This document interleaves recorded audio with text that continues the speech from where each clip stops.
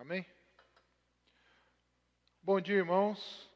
Que a graça e a paz do nosso Senhor Jesus Cristo seja com a sua vida, com a sua casa e com a sua família. Estamos aqui nesse domingo, 24 de maio, para mais uma aula da nossa EBD online. E eu quero iniciar essa aula orando por sua vida e por aquilo que nós temos a compartilhar nesta manhã. Pai, em nome de Jesus, nós te agradecemos, ó Deus, pelo privilégio que temos de compartilhar da Tua palavra. Obrigado, Senhor, pelas pessoas que estão, ó Deus, assistindo, ouvindo, ó Pai, esta mensagem. Que o Teu Espírito Santo possa fluir em nós e através de nós. Que seja um tempo de conhecimento, de sabedoria e discernimento daquilo que vem do Senhor para as nossas vidas. Seja conosco, Pai, neste tempo e nos abençoa. Assim oramos em nome de Jesus. Amém. Queridos, nós vamos hoje dar sequência às aulas que têm sido ministradas no Evangelho de Jesus, escrito por João. Na última aula, a aula de número 6, a professora Cleusa Fukumoto trouxe para nós o ensino cujo tema foi a identidade de Cristo. Aliás, uma excelente aula que nós pudemos assim aprender bastante na ministração que a irmã Cleusa trouxe para nós. E hoje nós vamos então trabalhar na aula de número 7. E o tema é Jesus e a festa das cabanas. Nós vamos falar no capítulo 7 de João, vamos discorrer aí durante todo o capítulo 7. Não vou fazer a leitura de todo o capítulo, mas vamos falar em alguns versículos. E eu gostaria que você pudesse acompanhar aí na sua casa, com a sua Bíblia aberta, à medida que nós estivermos compartilhando os versículos, que você possa acompanhar também aí na sua Bíblia. O versículo-chave dessa aula está no capítulo 7, nos versículos 37 e 38, que diz assim: No último e mais importante dia da festa, Jesus levantou-se e disse em alta voz: Se alguém tem sede, venha a mim e beba. Quem crer em mim, como diz a Escritura, do seu interior fluirão rios de água viva. Nesta lição, nós vamos então ver a perseguição a Cristo, em razão da sua identidade, que foi trabalhado na aula passada, e do seu ensino. Temos como objetivo, nessa lição de hoje, reconhecer que a identidade e o ensino de Cristo vão contra o ensino do mundo. Também o objetivo é compadecer-se daqueles que são perseguidos por causa de Cristo. Outro objetivo que nós vamos ver também é viver o Evangelho de Cristo a qualquer custo, preparando-se para falar dele em toda e qualquer circunstância. Então, esses são os objetivos da nossa aula nesta manhã. Nos capítulos 7 e 8, que João escreve, vai registrar uma forte oposição contra Jesus e as ameaças contra a sua vida também. O capítulo 7 inicia no versículo 1 dizendo, depois disso. Se nós olharmos no capítulo 5, versículo 1, e no capítulo 6, versículo 1 também, nós vemos que o termo usado é algum tempo depois. Ou seja, o tempo aqui ele é indefinido. No entanto, no próprio capítulo 6, lá no versículo 4, faz menção, referência à festa da Páscoa. Já no capítulo 7, no versículo 2, refere-se à festa das cabanas, de modo que o intervalo entre elas foi por cerca de 6 meses. Algumas das festas judaicas que nós podemos ver na Bíblia, festa da Páscoa, festa dos pães, festa das primícias, festa de Pentecostes, festa das trombetas e festa dos tabernáculos, entre outras que eu não mencionei aqui.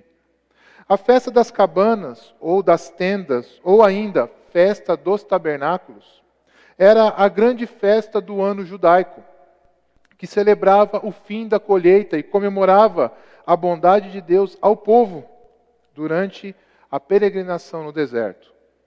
O nome era derivado dos abrigos feitos com ramos de árvores, nas quais o povo pousava durante os 7 dias em que a festa acontecia.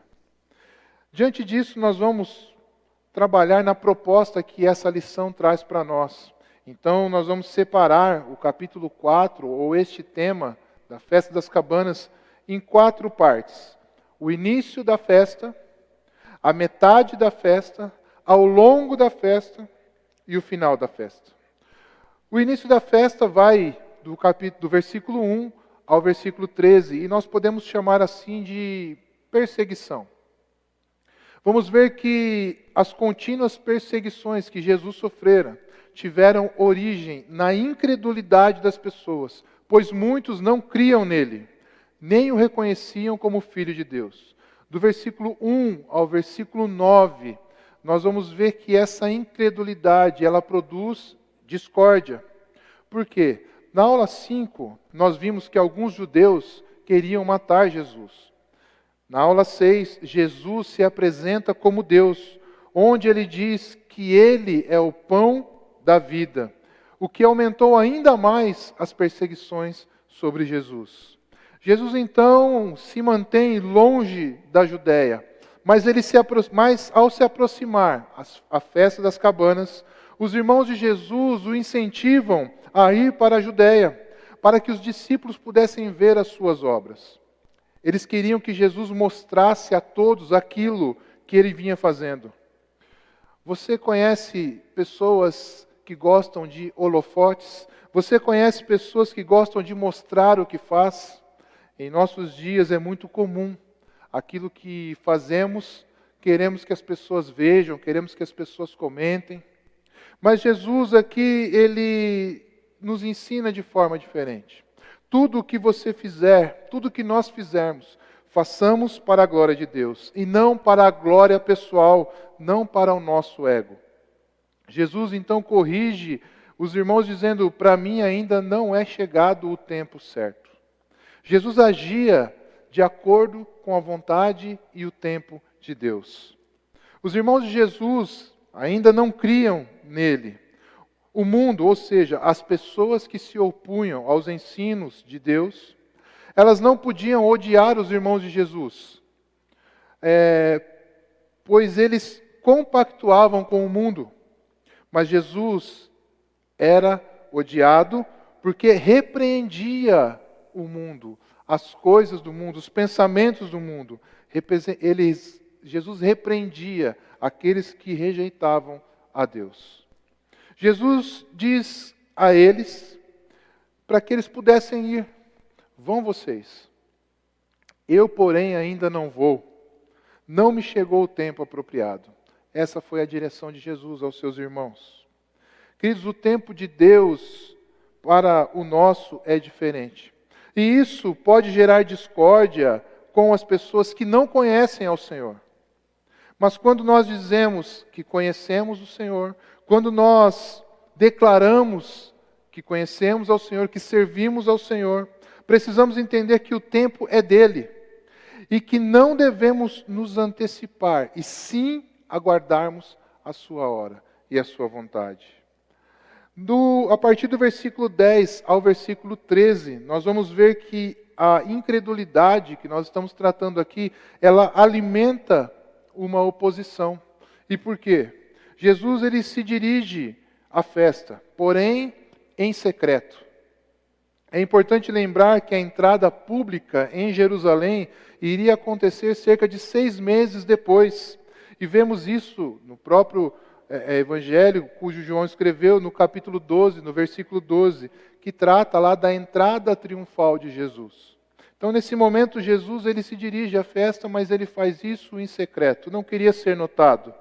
A pergunta que é feita pelos religiosos ou perseguidores é, onde ele está?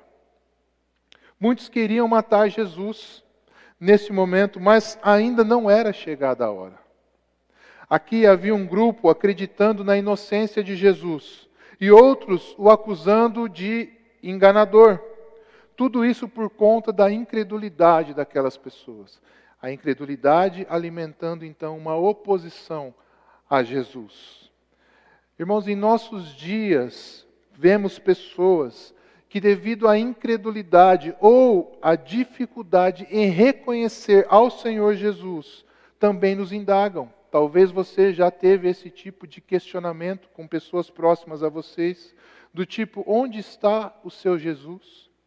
Onde está o seu Deus neste momento de aflição? Ele não aparece. Nesse tempo que nós estamos vivendo de pandemia, de isolamento, vemos e recebemos muitas notícias. Talvez as pessoas possam estar perguntando a você: onde está o seu Deus? Onde está esse Deus que você prega, esse Deus que você fala, esse Deus que você compartilha? Lembre-se que o tempo é do Senhor. A provisão, o agir é no tempo dele. E certamente, nesta causa que você tem colocado diante dele, ele vai trazer socorro e provisão, porque ele é Deus. Vamos deixar bem claro que Jesus jamais se omitiu em exercer o seu ministério. Mesmo com toda a oposição que ele sofrera, constantemente isso acontecia, mas ele continuou cumprindo o seu chamado. E assim deve ser conosco. Esse ensinamento de Jesus em cumprir o seu chamado em meio à oposição, em meio a tudo aquilo que ele enfrentava. Ele não desistiu. Isso fica de lição para nós também. A partir do versículo 14 até o versículo 24, entramos na segunda parte do estudo, que é a metade da festa. O texto diz que quando a festa já estava na metade, Jesus subiu ao templo e começou a ensinar. E nós vamos ver aqui 4 pontos importantes a respeito da mensagem e do ensino. O que produz a mensagem e o que produz o ensino? O que significa a mensagem e o ensino de Jesus? Primeiro é que vem de Deus, do versículo 15 ao versículo 16. Nós vamos ver que o ensino e a mensagem provém de Deus. Os judeus ficaram admirados pelo conhecimento de Jesus e não entendiam como era possível trazer aquele ensino a alguém que nem sequer estudou. Aqui entra a questão de que os judeus de que Jesus nunca tinha sido discípulo de um mestre conhecido, ou seja, de um rabino, pois o conhecimento e a instrução daqueles que o tinham vinham deste tipo de ensino, mas Jesus não teve. Jesus não aprendeu com esses mestres. Mas o próprio Jesus diz: o ensino não é de mim mesmo, vem daquele que me enviou. A declaração de Jesus muda aquele contexto e deixa ainda mais indignado aqueles que o viam ensinar com tanta propriedade, com tanta sabedoria. Jesus estava fazendo menção, estava declarando e reconhecendo que o Pai, Deus, da parte de quem viera, da onde foi assim enviado, era assim o seu mestre. Aquele que enviou Jesus era o mestre a qual ensinou todas as coisas. Uma vida de intimidade com o Senhor, uma vida de busca ao Senhor, traz a revelação de quem de fato nos enviou. A mensagem ou o ensino de Jesus também é para que os que querem fazer a vontade de Deus, decidir fazer a vontade de Deus, reflete toda uma atitude na sua vida. Tudo aquilo que você age, tudo da forma como você age, aquilo que você faz, reflete se você de fato está fazendo a vontade de Deus ou não. Quem sinceramente deseja fazer a vontade de Deus, acolherá bem o ensino de Jesus e crerá nele. Agostinho comentou: o entendimento é a recompensa da fé. Agindo assim, você perceberá se o ensino vem de Deus ou não. Foi assim que Jesus respondeu àqueles que o indagavam. Foi assim que Jesus, então, declarou para aqueles que questionavam sobre o seu ensino. O ensino de Jesus vem da parte daquele que o enviou, o próprio Deus. A mensagem, o ensino de Jesus, ele glorifica somente a Deus. Lá no versículo 18 você pode ver essa afirmação. Os falsos mestres querem aplausos para si, querem ofuscar a glória de Deus. Isaías 42, versículo 8, diz: eu sou o Senhor, esse é o meu nome. Não darei a outro a minha glória, nem a imagens o meu louvor. As pessoas deveriam reconhecer que Jesus nada queria para si. Aliás, nesse evangelho, ninguém é apresentado como verdadeiro, a não ser Deus Pai e Jesus. Irmãos, precisamos ter cuidado com aquilo que expressamos, da forma como expressamos, daquilo que compartilhamos, ministramos, e que seja sempre algo da parte de Deus. Que as pessoas possam ver em nós palavras, ações, atitudes que glorificam a Deus e não a nós mesmos. Nos nossos dias nós vemos muito comum nós vermos nos nossos dias líderes, pessoas trazendo a glória para si, para alimentar o seu ego, para buscar uma posição, mas que em tudo aquilo que nós fizermos seja para a honra e para a glória do Senhor Jesus. A mensagem também escancara a hipocrisia dos descrentes. A partir do versículo 19 até o versículo 24, nós vamos ver essa hipocrisia daqueles que não criam em Jesus. E Jesus então revela isso, esclarece isso. Jesus os adverte dizendo que eles tinham a lei, mas não a obedeciam. Queriam matá-lo, e a lei de Moisés dizia: não matarás. Negaram então o plano de matar Jesus. E no versículo 20, ainda o acusaram, e o versículo vai dizer que a multidão o acusou. Essa multidão provavelmente eram os peregrinos que tinham subido a Jerusalém para a festa. O acusaram de estar endemoniado, jogando para Jesus o foco em uma forma de querer provar, e que não queriam matá-lo, o que não era verdade. Jesus, sabendo da real motivação, relata os fatos e mostra a incoerência deles. Jesus, ele conhecia a motivação daquelas pessoas, e ele começa então a relatar que aquilo que eles falavam era incoerente com aquilo que eles diziam crer. Jesus faz menção ao milagre que fez, e provavelmente aqui o milagre onde ele curou aquele coxo, e também à circuncisão. A exigência da circuncisão fazia parte da lei outorgada por Moisés, mas não se originou com Moisés. Remete lá a Abraão, e nós lemos isso no capítulo 17 de Gênesis, versículo 10 e 11, que diz: esta é a minha aliança com você e com os seus descendentes, aliança que terá que ser guardada. Todos os do sexo masculino entre vocês serão circuncidados na carne. Terão que fazer essa marca, que será o sinal da aliança entre mim e vocês. Os judeus entendiam que regulamentos como o de Levíticos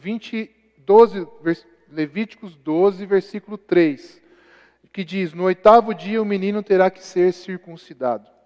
Então eles entendiam que esse regulamento devia ser obedecido à risca, sendo necessário realizar a circuncisão no 8º dia, mesmo que caísse no sábado, dia em que nenhum trabalho deveria ser feito. Por isso, então, a fala de Jesus no versículo 23. Jesus não estava dizendo que o sábado não deveria ser observado.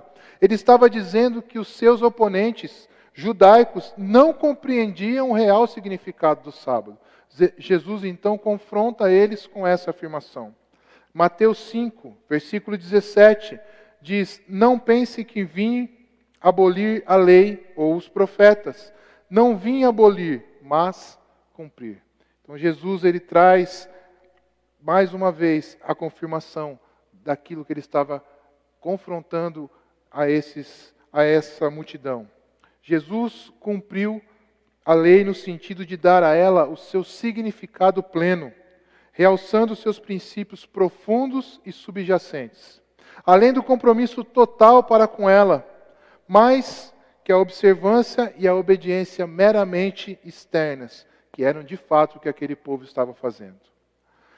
A partir do versículo 25 até o versículo 36, nós entramos na terceira parte do estudo. E aí, então, ao longo da festa, nesse momento, a discussão gera em torno da identidade de Jesus. Foi o estudo que a irmã Cleusa trouxe na aula passada. Uns o chamavam de bom, outros de enganador. Outros que Jesus estava possesso por demônio. Outros afirmavam ser ele, de fato, o Messias. Então havia ali divergências de opiniões. Crer genuinamente em Jesus depende da fé correta acerca dele. Crer de fato e de verdade que Jesus é a manifestação de Deus. Vamos destacar então 4 obstáculos para uma fé verdadeira. E aí eu quero que você acompanhe aí na sua Bíblia, no versículo 25 ao 27. O primeiro ponto que a lição traz para nós, que é sobre crendice. Perguntas, questionamentos a respeito do crer em Jesus e de onde o Cristo viria. A própria Escritura indicava a origem do Messias. Miqueias 5, versículo 2, vai dizer: mas tu, Belém Efrata, embora sejas pequena entre os clãs de Judá, de ti virá para mim aquele que será o governante sobre Israel. Suas origens estão no passado distante, em tempos antigos. A própria Escritura revela a origem do Messias. Mas a cultura, os questionamentos indagavam essa origem. Outra questão que é levantada para impedir ou para ter uma fé verdadeira era a coação, ou seja, no versículo 28 ao 30, Jesus usa um tom, vamos dizer, de ironia ao afirmar que eles o conheciam. Na verdade, Jesus estava se referindo ao conhecimento terreno que eles tinham a respeito de Jesus, e não Jesus como o Filho de Deus, o Messias, o pão vivo que desceu do céu. Tentaram prendê-lo, mas ainda não era o tempo. Não era chegada a hora de Jesus. No versículo 31 e 32, nós podemos dizer que vemos uma condescendência. Demonstraram bondade, tolerância. Muitos dentre a multidão creram em Jesus, nos sinais miraculosos que ele veio a fazer. Algumas pessoas reconheceram Cristo como o Messias. Porém, os fariseus, os religiosos, a cada vez mais se incomodavam com essa situação e com esse posicionamento do povo em relação a Jesus. Sem o Espírito Santo, era impossível que essas pessoas entendessem a fé de cada uma daquelas pessoas. Vemos que o homem sem Deus não entende ou não aceita aqueles que creram.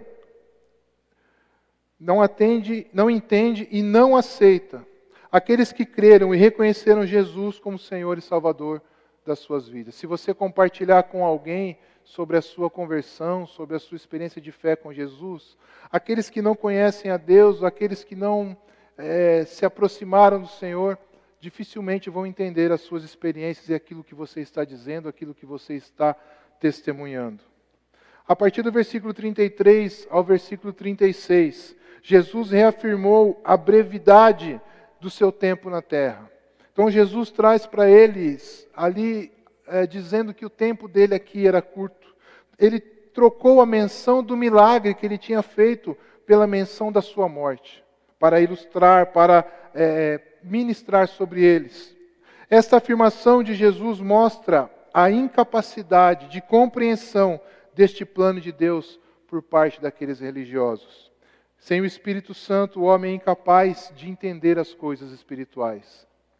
Aqueles religiosos olhavam para as crenças judaicas e por isso não conheciam ou não conseguiam compreender a Jesus. Os olhos deles estavam voltados para outro foco. Não estavam olhando para Jesus e para aquilo que Jesus estava ensinando.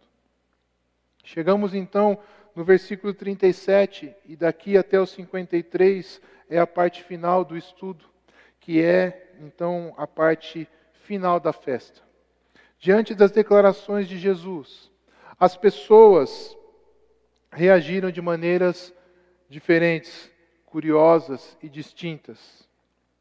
Primeiro, do versículo 37 ao 44, nós vamos ver que houve dúvida acerca da identidade de Jesus.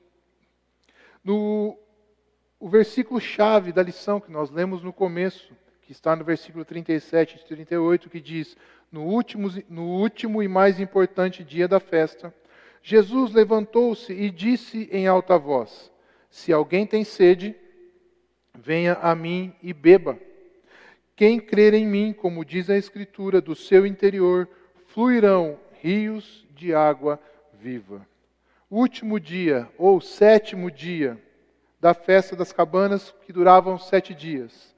Mas o 8º dia, ou no 8º dia, acontecia uma reunião sagrada. Levítico 23, 36 vai confirmar isso para nós. Durante 7 dias, apresentem ao Senhor ofertas preparadas no fogo. E no 8º dia façam outra reunião sagrada. E também apresentem ao Senhor uma oferta preparada no fogo. É uma reunião solene, não realizem trabalho algum. Jesus então levantou e disse em alta voz: se alguém tem sede, venha a mim e beba. Quem crê em mim, como diz a Escritura, do seu interior fluirão rios de água viva. Os mestres, em geral, ficaram assentados, de modo que Jesus chamou a atenção especial à sua mensagem. Jesus traz para ele, então, nesse momento, toda a atenção daquelas pessoas. E Jesus faz aqui um convite. Se você tem sede, se alguém tem sede, venha a mim e beba. Uma observação à colocação de Jesus. Interessante para nós pensarmos. Com o passar do tempo, qual a implicação natural de quando se tem sede e não se bebe água? A sede, ela aumenta ou ela diminui? Como que está a sua sede pelo Senhor? Como que você tem saciado a sua sede nesses dias? Jesus convida o sedento nesta manhã a beber da fonte da vida. E se assim o fizermos, do nosso interior fluirão rios de água viva. Louvado seja Deus pela sua palavra. Jesus falou em Jerusalém o que havia dito na Galileia, no capítulo 6, no versículo 35, quando Jesus declara: eu sou o pão da vida. Aquele que vem a mim nunca terá fome. Aquele que crê em mim nunca terá sede. Jesus então acrescentou: quem crer em mim, como diz a Escritura, do seu interior fluirão rios de água viva. Jesus se refere ao Espírito Santo, que mais tarde receberiam os que nele crescem. E aí nós vamos lembrar de Atos 1, 8, que diz: mas receberão poder quando o Espírito Santo descer sobre vocês e serão minhas testemunhas em Jerusalém, em toda a Judéia, Samaria e até os confins da terra. As reações ainda aconteciam. Uns dizendo: este é o verdadeiro profeta. Outros: ele é o Cristo. Outros perguntavam: por acaso Cristo virá da Galiléia? Novamente, alguns queriam prender Jesus, mas não era chegado o tempo. E a oposição por causa da identidade de Jesus. Então nós vemos que havia dúvida acerca da identidade de Jesus, e a partir do versículo 45, nós vemos que havia então uma oposição devido à identidade de Jesus. Os sacerdotes e fariseus perguntaram aos guardas: por que vocês não o trouxeram? Por que vocês não trouxeram aquele homem até nós? Queriam saber o motivo pelo qual Jesus não estava com eles. Talvez pensando que Jesus havia resistido à prisão ou que tinham soldados defendendo Jesus. Mas a resposta dos guardas foi, no versículo 46, ninguém jamais falou da maneira como esse homem fala. Os guardas se rendem à palavra de Jesus. Eles foram tocados pelo Senhor, reconheceram em Jesus algo da parte de Deus. Por outro lado, os fariseus, ao saberem disso, ficaram ainda mais irritados, ainda mais irados, pois normalmente os chefes dos sacerdotes é quem deveriam repreender os guardas do templo. O argumento dos religiosos foi que, se os mestres não se renderam à mensagem de Jesus, então a mensagem era falsa. Está lá no versículo 49. Quando os fariseus se referem a essa ralé, nesse versículo, que nada entende, eles estão se referindo à multidão de peregrinos. Os fariseus exageravam melhor, quanto à ignorância do povo acerca das Escrituras, como que menosprezando o seu conhecimento, o seu entendimento. Na verdade, o judeu mediano prestava pouca atenção às minúcias com que os fariseus tanto se importavam, porque na tradição dos antigos era um fardo por demais pesado para as pessoas que ganhavam a vida com trabalho físico, com o seu esforço. Então, devido a esse trabalho, eles não se atentavam para esses detalhes, mas as tradições traziam esse peso para eles. Naquele momento, então, surge Nicodemos, no versículo 50, que também ouviu a mensagem de Jesus. Vemos neste momento uma certa ironia, pois os fariseus deram a entender que nenhum líder acreditava em Jesus, como eu relatei agora há pouco. Porém, Nicodemos, um fariseu, uma autoridade entre os judeus, tomou a palavra. Exigiam que o povo observasse a lei, mas Nicodemos ressaltou que, nesse caso, eles mesmos desconsideravam a lei. Nicodemos estava se manifestando publicamente, dizendo: olha, primeiro precisamos ouvir, depois precisamos julgar, depois absolver ou condenar. Os religiosos contra-argumentavam no versículo 52b, da Galiléia não surge profeta, fazendo menção a Jesus. Ou seja, em todo o tempo eles estavam colocando dificuldades e barreiras para não reconhecer o Messias, Jesus. Mas eles estavam enganados, pois nenhuma nacionalidade define a condenação de alguém. Podemos lembrar de Jonas, que provinha da Galiléia, e provavelmente outros também profetas que vieram de lá. Além disso, os fariseus não consideraram o poder que Deus tem em levantar profetas onde Ele quiser, porque Ele é Deus poderoso e soberano. Para nós fecharmos esse estudo nessa manhã, a festa das cabanas tem como referência a oposição a Jesus. Os seus irmãos queriam a sua manifestação pública, mesmo não sendo o tempo e a hora. E por fim, uma grande oposição por parte dos religiosos devido ao ensino de Jesus. O plano de Deus se cumpre no tempo e da forma correta.